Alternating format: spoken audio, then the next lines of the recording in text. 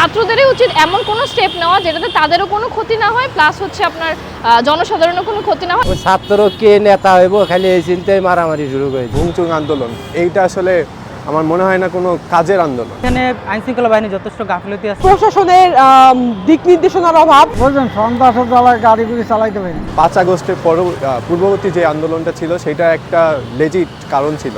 এখন 5 আগস্টের পর থেকে যেগুলো আন্দোলন হচ্ছে, যেমন এই যে রিক্সা, ব্যাটারি চালিত রিক্সা, প্যাডেল চালিত রিক্সা, এই টাইপের যেগুলো ভুংচুং আন্দোলন, এইটা আসলে আমার মনে হয় না কোনো কাজের আন্দোলন। এটা আসলে আমার কাছে অনেকটা লাগে উদ্দেশ্য প্রণোদিতভাবে। যেমন গতকালকে আমাদের টিএসসিতে অনেকগুলো বাস হুট করে সকালবেলা চলে আসছে। এটাতে একটা ছিল, রিউমার ছিল যে 1 লাখ টাকা দিবে, যে এখানে আসবে 1 লাখ টাকা। আর আমি একটু জানছি যে 1000 টাকা করে তাদেরকে নগদ দিয়েছে। সো এগুলার মাধ্যমে একটা চাওয়াজ সৃষ্টি করার চেষ্টা করতেছে, এইটা ছাড়া আর কিছুই আমার কাছে মনে হয় না। কারণ আইনশৃঙ্খলার যথেষ্ট অবনতি, মনে হয় যদি আরেকটু স্ট্রিক্ট হয় তাহলে এগুলো সহজেই সমাধান করা যায় এবং সবাইকে নিয়ে একটা যৌক্তিক সমাধানের মাধ্যমে এগুলো সমস্যা সমাধান করা সম্ভব। তবে আমার কাছে মনে হয় এখানে আইনশৃঙ্খলা বাহিনী যথেষ্ট গাফিলতি আছে, তো তারা যদি চায় আরেকটু স্ট্রিক্ট হয় তাহলে এটা খুব সহজে সমাধান করা যায়। আর কর্তৃপক্ষের সাথে বসে, যেহেতু প্রত্যেকটা কলেজেরই কর্তৃপক্ষ আছে, তাদের সাথে বসে যে আসলে তাদের স্টুডেন্ট কী চায় সেই স্টুডেন্টের চাওয়া অনুযায়ী সেগুলো পূরণ করলে আমার মনে হয় এটা খুব সহজে সমাধান হবে। আমার মনে হচ্ছে যে এখন সবাই একটু বেশি স্বাধীনতা পেয়ে গেছে, যেটা মনে হচ্ছে যে তো এত স্বাধীনতা আমরা পাইছি ঠিক আছে, কিন্তু সেটাকে হচ্ছে যে যথাযথভাবে ইউজ করাটা আমাদের কর্তব্য, যেহেতু আমরাই হচ্ছে নেক্সট, আমরা দেশের কারিগর।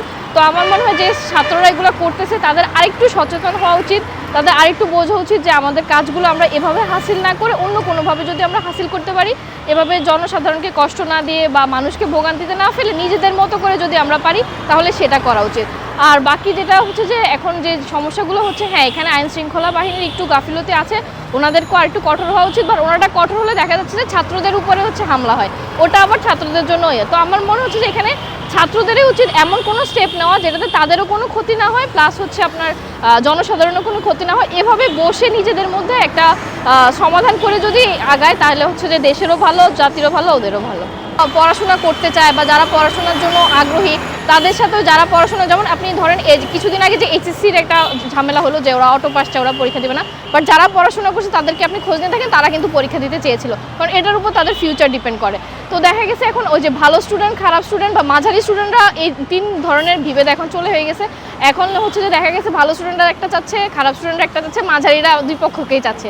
আসলে 5 আগস্টের পর থেকে বাংলাদেশের প্রেক্ষাপটে যে ভূমিকাটা, আসলে প্রশাসনের দিক নির্দেশনার অভাব এবং সেনাবাহিনী বলেন বা আইন শৃঙ্খলা রক্ষাকারী বাহিনীর লোকজনদের বলেন, এরা আসলে খামখেয়ালিভাবে জিনিসগুলো তাদের নজরে নিচ্ছে না, যার কারণে আমাদের বর্তমানে বাংলাদেশের যে প্রেক্ষাপটে যে অবস্থানটা চলছে এটি একটি ভয়াবহ রূপ ভবিষ্যতে ধারণ হবে বলে আমি ধারণা করছি।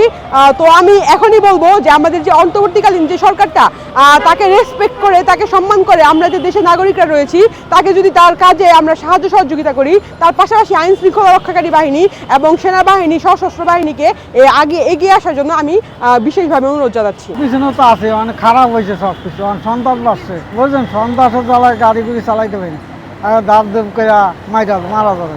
একখানে বয়ে দেয় চুপ করে, ওই যাই না সার্জনের ধরো কোন আটকে খাওয়া যাবে, মামলা খামু, এই ধরো যাই না। মেন সমস্যা পুলিশ একতা নাই, তো মনে করেন এখন আস্তে আস্তে আইতেছে সব ঠিক হয়ে যাব।